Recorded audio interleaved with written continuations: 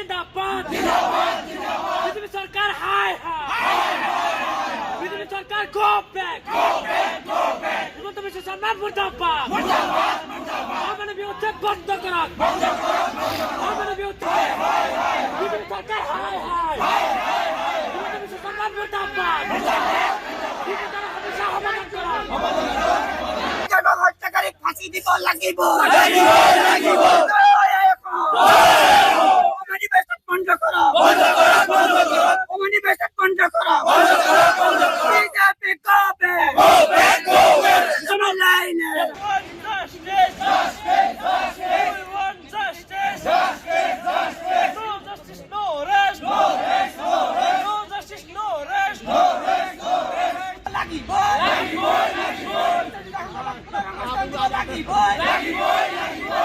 ধর্ম নামত রাজনীতি বন্ধ করিব লাগিব ধর্ম নামত রাজনীতি বন্ধ করিব লাগিব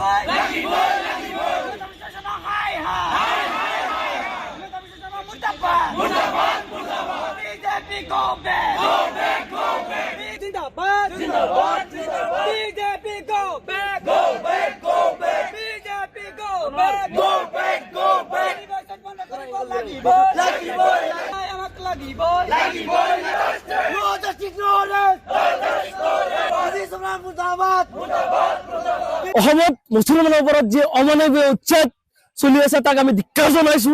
আজি বাছি আমি মুছলমানৰ ওপৰত টাৰ্গেট কৰা হৈ আছে। অসমত যি গৰিমাৰ যোগ্য সংবিধান বিৰোধী আজি যিসকল ব্যক্তিক উচ্ছেদ কৰা হৈছে, এই লোকসকল প্ৰকৃততে কোন?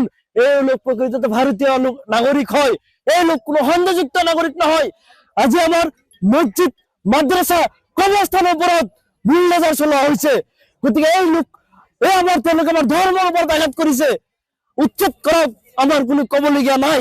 কিন্তু উচ্ছেদ কৰাৰ পূৰ্বে আমাৰ উচ্ছেদিত লোকসকলক পুনৰ্সংস্থাপন কৰিব লাগে। আজি য'ত মছজিদ ভাঙিছে, কবৰস্থানত বুলডোজাৰ চলাইছে, অসম চৰকাৰে কিয় আমাৰ ধৰ্মীয় অনুষ্ঠানবিলাকত এলাৰ্টমেণ্ট দিয়া নাই? গতিকে আমাৰ মাদ্ৰাছাসমূহত কিয় এলাৰ্টমেণ্ট দিয়া নাই? ইয়াৰ কাৰণে জৰুৰী অসম চৰকাৰ।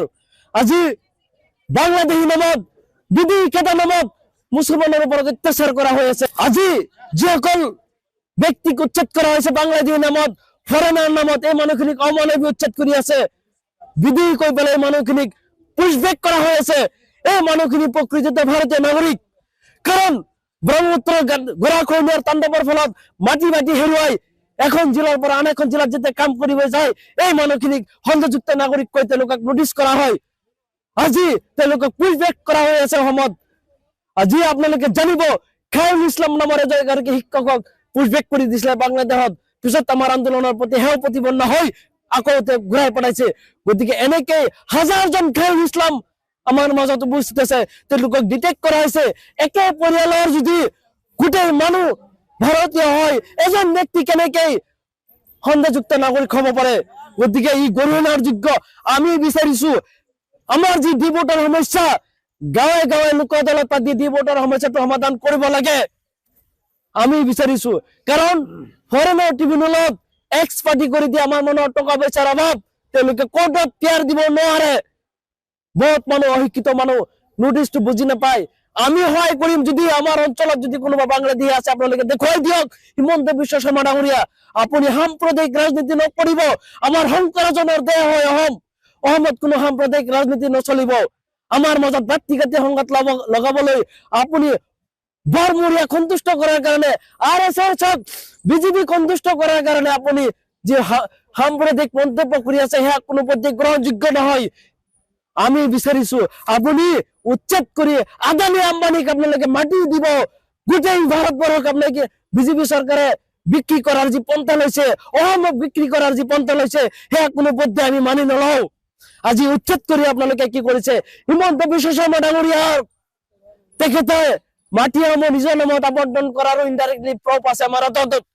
গতিকে আমি বিচাৰিছো এনেকেই আমাৰ মানুহখিনিক প্ৰথমতে সংস্থাপনৰ ব্যৱস্থা কৰক, তাৰ পিছত উচ্ছেদ কৰক। গতিকে মুছলমানৰ ওপৰত অত্যাচাৰ নচলিব। আমাৰ হিয়াৰ আমঠু জুবিন গাৰ্গক পৰিকল্পিতভাৱে হত্যা কৰা হৈছে। গতিকে আমাৰ অসমৰ হিয়াৰ আমঠু গৰাকীৰো আমি ন্যায় বিচাৰিছো। যিসকল ব্যক্তি ইয়াৰ লগত জড়িত হৈ আছে, তেওঁলোকক আমি ফাষ্ট ট্ৰেক আদালতৰ জৰিয়তে ফাঁচীৰ আমি দাবী উত্থাপন কৰিছো। গতিকে আমি ভাৰতৰ মাননীয় ৰাষ্ট্ৰপতি মহোদয়াক, ভাৰতৰ প্ৰধানমন্ত্ৰীক আমি স্মাৰক পত্ৰৰ জৰিয়তে আমাৰ দাবী উপস্থাপন কৰিছো। যদি আমাৰ সমস্যা সমাধান নকৰে আমাৰ আন্দোলন অবিৰতভাৱে চলি থাকিব। আমি বিচাৰিছো আমাৰ এই সমস্যা সমাধান হব লাগিব, অন্যথা আমাৰ যি আন্দোলন চলিয়ে থাকিব। বাংলাদেশত যি নাৰকীয় ঘটনা ঘটি গল আমি নিন্দা কৰিছো। মানৱ হত্যাকাৰীক দৃষ্টান্তমূলক শাস্তিৰ আমি দাবী কৰিছো। আমি পূৰ্বতে কৈ অহাৰ দৰে বাংলাদেশৰ লগত ভাৰত চৰকাৰে অৰ্থনৈতিক অৱৰোধ কৰিব লাগে যেতিয়ালৈকে দুয়ে শাস্তি নাপায়। তদ্ৰুপ য'ত য'ত মবলাইজিং হৈছে, আমাৰ অসমতো হৈছে, ভাৰতবৰ্ষৰ বিভিন্ন ৰাজ্যত হৈছে, য'ত য'ত হৈছে। গতিকে ভাৰত চৰকাৰে এই মবলাইজিংটো বন্ধ কৰিব লাগে। ইয়াৰ এটা উদাহৰণ দেখুৱাই দিব লাগে। ফাষ্ট ট্ৰেক আদালতৰ জৰিয়তে এই ব্যক্তিসকলক ফাঁচীৰ দাবী আমি উত্থাপন কৰিছো। আজি অভয় নীলৰ ক্ষেত্ৰতো সেই ব্যক্তিসকলক এৰি দিব নালাগে। অভয় নীলৰো আমি দাবী ন্যায়ৰ দাবী বিচাৰিছো। কাৰণ এনেকে মানুহ হত্যাকাৰীক কোনো পধ্যে মুকলিয়া কৰ তলত থাকি দিব নালাগে। আজি আসিফাৰ ক্ষেত্ৰতো যি নাৰকীয় কাণ্ড হৈ গল, আসিফাৰ ক্ষেত্ৰতো ভাৰত চৰকাৰে এটা বিহিত ব্যৱস্থা লোৱাৰ কাৰণে আমি দাবী উত্থাপন কৰিছো।